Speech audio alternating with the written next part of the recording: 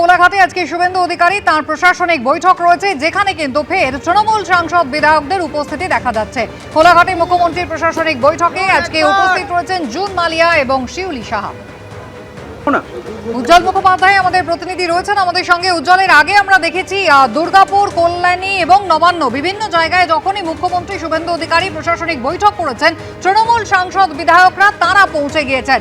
আজকে এখনো পর্যন্ত কার কার দেখা মিলবে? দেখো, এমনিতেই যে তিনটে জেলাকে নিয়ে এই প্রশাসনিক বৈঠক হচ্ছে, সেই তিনটে জেলা হলো আমরা দেখতে পাচ্ছি পূর্ব মেদিনীপুর, পশ্চিম মেদিনীপুর এবং ঝাড়গ্রাম। এই তিনটে জেলাতে মাত্র দুজন তৃণমূল কংগ্রেসের বিধায়ক আছেন। স্বাভাবিকভাবেই এই যে দুজন বিধায়ক, তারা কিন্তু ইতিমধ্যেই আমরা যেটা দেখেছি যে তৃণমূলের যে বিদ্রোহ বা তৃণমূলের যে গ্রুপ যাই বলা হোক না কেন, সেখানে নাম লিখিয়েছেন। শিউলি সাহা তিনি আজকেও এখানে দাঁড়িয়ে বলে গেছেন যে আগে প্রশাসনিক বৈঠকে কাউকে ডাকা হতো না, এখন ডাকা হচ্ছে। এটা অবশ্যই একটা ইতিবাচক দিক। এবং দীনেন রায় তিনিও কিন্তু ইতিমধ্যেই সই করেছেন এবং ঋতব্রত বন্দ্যোপাধ্যায়কে সামনে রেখে যে গ্রুপ তৈরি হয়েছে, যে কমিটি তৈরি হয়েছে, তাতে কিন্তু তিনি রয়েছেন। ফলে আজকে এইগুলো কিন্তু খুব বেশি বড় চমক না। দ্বিতীয়ত, জুন মালিয়া গতকাল দিল্লিতে ছিলেন, তিনিও কিন্তু যে 20 জন 22 জন বিধায়কের সাংসদের বিদ্রোহ করার কথা শোনা যাচ্ছে, তার মধ্যে জুন মালিয়া আছেন। দেব এখানকার সাংসদ, এখনও পর্যন্ত তিনি এসে পৌঁছাননি, তবে আমাদের কাছে ইয়া খবর দেবও হয়তো আজকের এই মিটিংয়ে এসে যোগ দেবেন। ফলে এই মিটিংয়ে আসা এবং যারা তৃণমূল প্রতীকে জিতেছেন কিন্তু ইতিমধ্যেই যারা আস্তে আস্তে শিবির বদল করতে শুরু করেছেন, তাদের এই বৈঠকে আসা এখন কার্যত নিয়মে দাঁড়িয়ে গেছে। বিজেপির বিধায়করা বৈঠকে আসবেন, তৃণমূলের এই শিউলি সাহা বা জুন মালিয়ারা বৈঠকে আসবেন, এটা খুব স্বাভাবিক ব্যাপার। বিষয় যেটা হচ্ছে সেটা হচ্ছে যে এই মুহূর্তে এই বৈঠকে সবচাইতে গুরুত্বপূর্ণ দিক দুটো। এক হচ্ছে এই বন্যা আসছে এবং এই তিনটে জেলাই হচ্ছে বন্যা কবলিত অঞ্চল। ফলে এইখানে দাঁড়িয়ে কিভাবে এই বন্যার মোকাবিলা করবে, কারণ আমরা দেখেছি যে একেবারে নিচু স্তরের যে জায়গাগুলো রয়েছে, অর্থাৎ পুরসভা এবং পঞ্চায়েত, সেগুলো কার্যত অকেজো হয়ে রয়েছে। কেউ পদত্যাগ করছেন, কোনো পুরপ্রধান ছেড়ে চলে যাচ্ছেন। এই অকেজো অবস্থায় দাঁড়িয়ে এর মোকাবিলা করাটা কিন্তু এই মুহূর্তে প্রশাসনের কাছে সবচাইতে বড় চ্যালেঞ্জ। আজকের বৈঠক থেকে মুখ্যমন্ত্রী হয়তো এই নির্দেশ দেবেন যে সমস্ত বিধায়ককে এই বন্যা নিয়ন্ত্রণের জন্য সর্বশক্তি নিয়োগ করতে হবে। একেবারে প্রাক বর্ষার এই জরুরি বৈঠক, যে প্রশাসনিক বৈঠকে ইতিমধ্যেই কিন্তু বিরোধী শিবিরের পক্ষ থেকেও বিধায়ক সাংসদরা তারা পৌঁছে যাচ্ছেন। কি বললেন শিউলি সাহা বৈঠকে ঢোকার আগে? দেখুন, আমরা প্রত্যেকে জনপ্রতিনিধি মানুষের দ্বারা ইলেক্টেড হয়ে এসেছি, আমাদের দায়বদ্ধতা মানুষের জন্য কাজ করা।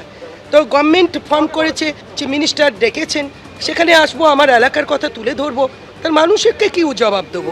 মানুষের জন্য কাজ করতে চান। দেখুন, গতকাল যখন তৃণমূল কংগ্রেসের সংসদীয় দলেও ভাঙন দেখা গিয়েছিল, তখনও তারা কিন্তু এনডিএর সঙ্গে থাকছেন বলেছেন এবং তারা মানুষের জন্য কাজ করতে চান। এবং সেই কারণেই কিন্তু আজ দেখা গেল মুখ্যমন্ত্রীর সেই প্রশাসনিক বৈঠক। আগেও যেমন কোলাঘাটে আজকে কোলাঘাটে বৈঠক হচ্ছে, এর আগে যখন দুর্গাপুরে বৈঠক হয়েছে, কল্যাণীতে বৈঠক হয়েছে, নবান্নে বৈঠক হয়েছে, তখন একের পর এক তৃণমূল কংগ্রেসের বিধায়ক সাংসদ তারা সেই বৈঠকে যোগ দিয়েছেন।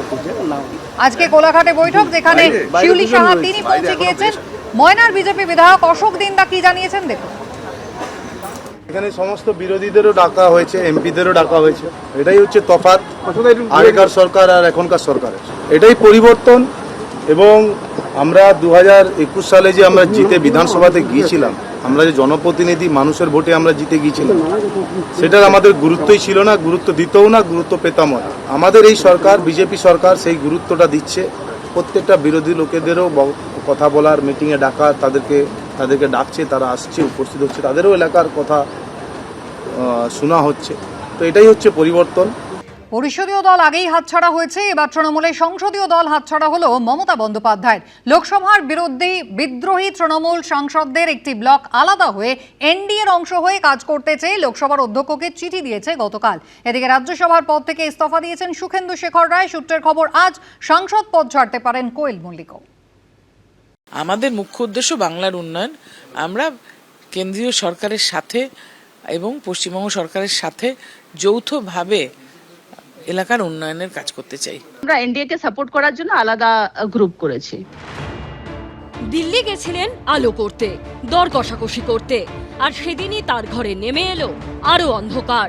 প্রাচীন কোনো দল নয়, মাত্র 28 বছরের পুরনো তৃণমূলের জীর্ণ বাড়ির আরো একটা অংশ হুড়মুড়িয়ে ভেঙে পড়ল। আর দিল্লিতে বসে অসহায়ভাবে তা দেখলেন মমতা বন্দ্যোপাধ্যায়। মানুষের কাজ করব বলে এসেছি, মানুষের কাজ করতে পারছি না দেখে আমরা সবাই আলাদা বসার সিদ্ধান্ত নিয়েছি। আমরা 20 জন ওখানে ছিলাম, 2 জন অনলাইনে মেলে সই পাঠিয়েছেন।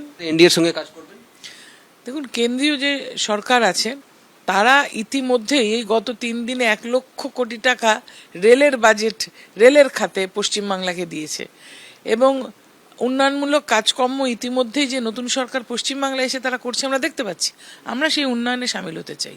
মানুষ হিসাবে এরা কি সেটা সাধারণ মানুষ বিচার করবেন। বিধানসভার পর এবার তৃণমূলের সংসদীয় দলও ভেঙে পড়ল। লোকসভার 20 জন তৃণমূল সাংসদ আলাদা ব্লক তৈরি করলেন। সরাসরি ঘোষণা করলেন বিজেপি নেতৃত্বাধীন এনডিএ কে সমর্থন করবেন তারা। মোদী সরকারের হেভিওয়েট মন্ত্রী ভূপেন্দ্র যাদবের বাসভবনে বৈঠক করলেন বিদ্রোহী তৃণমূল সাংসদরা। উপস্থিত ছিলেন মুখ্যমন্ত্রী শুভেন্দু অধিকারীও। বৈঠক হলো, আলোচনা হলো, সিদ্ধান্ত হলো, মধ্যাহ্নভোজ হলো। মমতা বন্দ্যোপাধ্যায়ের হাত থেকে আরো দূরে চলে গেল তৃণমূল। এটাই তৃণমূলের ভবিতব্য, এটাই তৃণমূলের হওয়ার ছিল। এমএলএ এমপিরা মমতাকেই মেনে নিতে পারছে না, সেখানে অভিষেককে কি করে মেনে নেবে? কি করে মেনে নেবে ওই ডেপো ছেলেটাকে? সে নাকি লিডার পার্লামেন্টের। লোকসভায় ভাঙনের তিনি তৃণমূলের রাজ্যসভার সাংসদ পদ থেকে ইস্তফা দিলেন সুখেন্দু শেখর রায়ও। দলও ছেড়ে দিলেন তিনি। বিধানসভাতে যা ঘটেছে তার প্রতিক্রিয়া লোকসভা বা রাজ্যসভাতে যে ঘটবে না, এটা কখনো হয় নাকি? সূত্রের খবর, মঙ্গলবার ইস্তফা দিতে পারেন তৃণমূলের রাজ্যসভার আরেক সাংসদ কোয়েল মল্লিকও। দিল্লিতে যখন তৃণমূলে ধস, সেদিনই কলকাতায় নাটকীয় মোড়। জল্পনা বাড়িয়ে মমতা বন্দ্যোপাধ্যায়ের অন্যতম আস্থাভাজন ফিরহাদ হাকিমকে নিয়ে বহিষ্কৃত তৃণমূল বিধায়ক বিরোধী দলনেতা ঋতব্রত বন্দ্যোপাধ্যায়ের ঘরে গেলেন সন্দীপন সাহা। এই ইচ্ছা সংক্রমিত হচ্ছে, স্বাভাবিকভাবে আমার ধারণা এই সংখ্যা বাড়বে। এরই মধ্যে 3 জেলায় একদিনে ভেঙে গেল তৃণমূলের আরও 3 পুরসভা, উত্তর দমদম, সাঁইথিয়া ও মেমারি। বিধানসভা থেকে লোকসভা, কর্পোরেশন থেকে পুরসভা, একে একে ধসে যাচ্ছে সবকিছু। দেখছেন মমতা বন্দ্যোপাধ্যায়। কৃষ্ণেন্দু অধিকারী, বিজেন্দ্র সিংহ ও শিবাশিস মৌলিকের রিপোর্ট, এবিপি আনন্দ। এবিপি আনন্দ, এগিয়ে থাকে, এগিয়ে রাখে।